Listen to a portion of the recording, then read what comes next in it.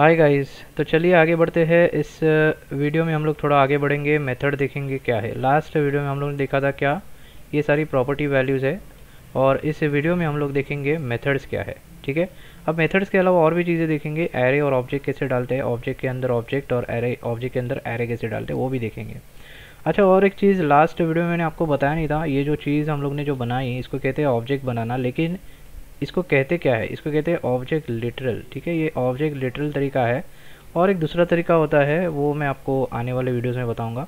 तो फिलहाल इतना समझिए कि ये जो हम लोग सीख रहे हैं वो है ऑब्जेक्ट लिटरल तरीका।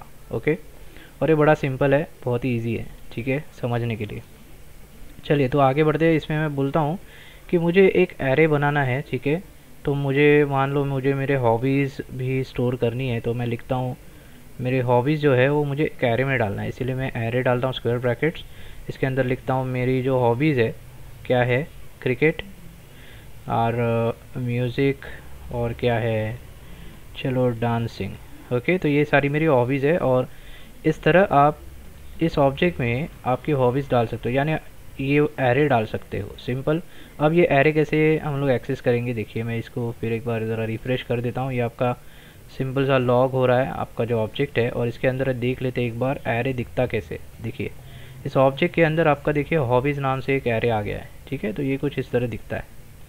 ओके, तो इस एरे को एक्सेस कैसे किया जाए, तो इसको एक्सेस करने के लिए आपको इंडेक्स देना पड़ता है। आपको पता है एरे एक्सेस कैसे करते हैं, इसको इंडेक्स दे के ही आप एक्सेस कर सकते हो, राइट।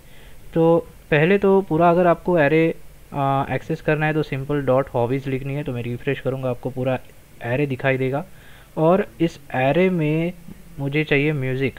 अगर ऐसा है तो आप सिंपल इसको स्क्वायर ब्रैकेट लिखना है और 1 लिखना है। क्यों 1? बिकॉज ये 0 है, ये 1 है, और ये 2 है। इसकी इंडेक्स वैल्यू जो है वो 1 है, इसीलिए मैं रिफ्रेश करता हूँ। देखिए सेम चीज़ आपको डॉक्यूमेंट डॉट राइट में करनी है, ठीक है।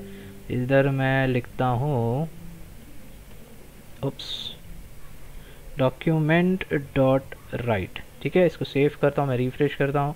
देखिए यहाँ पर भी आपको म्यूज़िक दिखाई देगा, और सिंपल पूरा एरे प्रिंट करना है तो सिंपल पूरा एरे प्रिंट हो जाएगा यहाँ पर, क्रिकेट म्यूज़िक डांसिंग। तो इस तरह कुछ काम हो सकता है हमारे ऑब्जेक्ट में, हम इस तरह कुछ एरे डाल सकते हैं। ओके, अब इसमें मान लो मुझे और एक ऑब्जेक्ट डालना है। मैं बोलता हूँ कि मेरे पास इस घर के अलावा और भी घर है, यानी मेरे और भी एड्रेसेस है। तो मैं लिख सकता हूँ अदर एड्रेसेस, ठीक है। एक ऑब्जेक्ट में डाल दीजिए, उस ऑब्जेक्ट में मैं पहले एड्रेस का नाम लिखता हूँ, ठीक है। तो एड्रेस 1 जो है वो मेरा है बांद्रा में।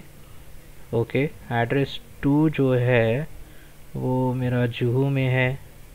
ओके, और एड्रेस 3 जो है वो सांता क्रूज में है, ठीक है। मेरे एक ही घर है, इतने सारे घर नहीं है, सिर्फ आपको बताने के लिए, सिखाने के लिए डाल रहा हूँ। ओके, तो ये इस तरह कुछ आप ऑब्जेक्ट भी बना सकते हो इस ऑब्जेक्ट के अंदर, सिंपल।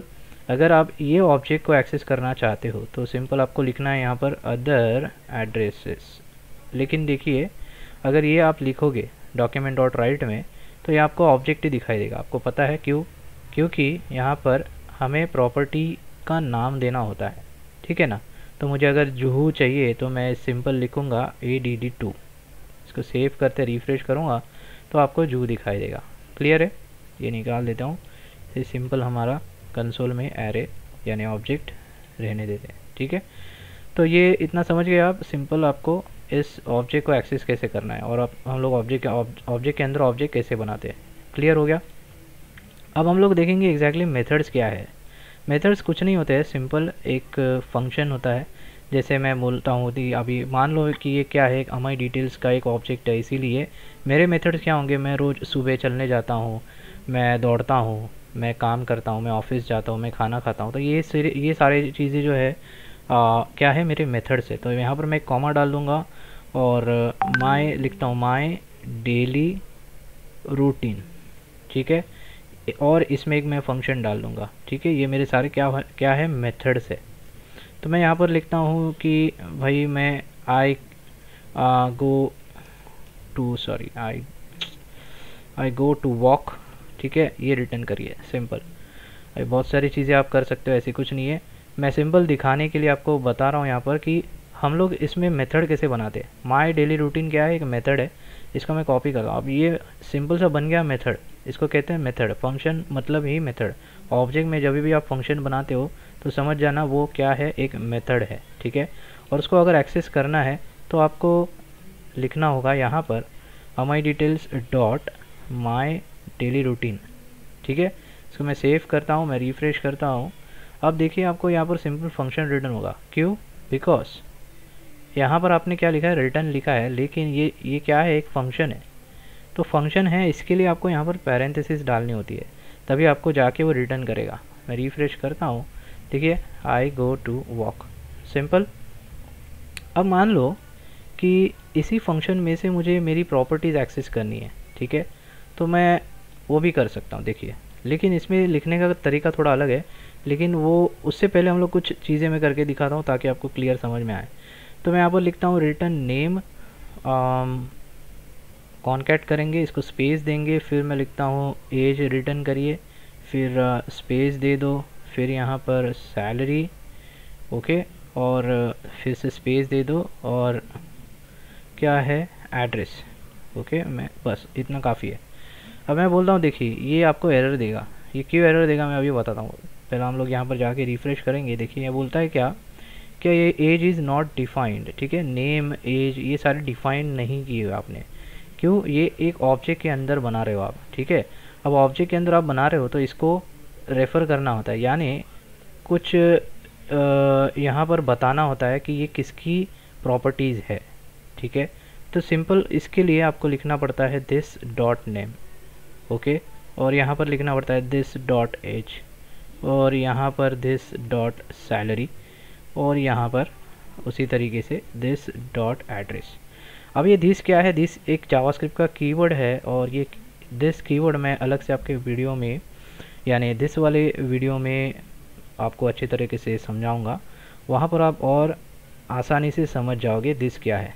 अब फ़िलहाल समझ लीजिए दिस का मतलब क्या है। जब आप दिस इस ऑब्जेक्ट में, मतलब इस वाले ऑब्जेक्ट में यूज़ कर दे हो, ठीक है, तो ये इस ऑब्जेक्ट का बन जाता है, ओके, मतलब ये ओनर हो जाता है। यानी ओनर का मतलब ही क्या, ये माई डिटेल्स जो है इसका बन जाता है। इसको मैं सेव करता हूँ, मैं रिफ्रेश करता हूँ, देखिए अभी आपको यहाँ पर दिखाई देगा माई 35,000 या 50,000 और अनडिफाइंड। अब ये अनडिफाइंड क्यों आ रहा है हम लोग थोड़ा देखेंगे। देखिए मेरे ख्याल से यहाँ पर स्पेलिंग मिस्टेक हो गई है मेरी, ये एक्चुअली, हाँ।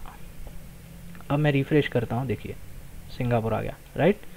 तो ये दिस जो है मतलब ही अमाई डिटेल्स है। अगर मैं इसको कॉपी करूँ और दिस के बदले इसको डाल दूँ यहाँ पर सभी जगह पे, तो भी आपका काम करेगा। देखिए मैं रिफ्रेश करता हूँ, देखिए, ओके।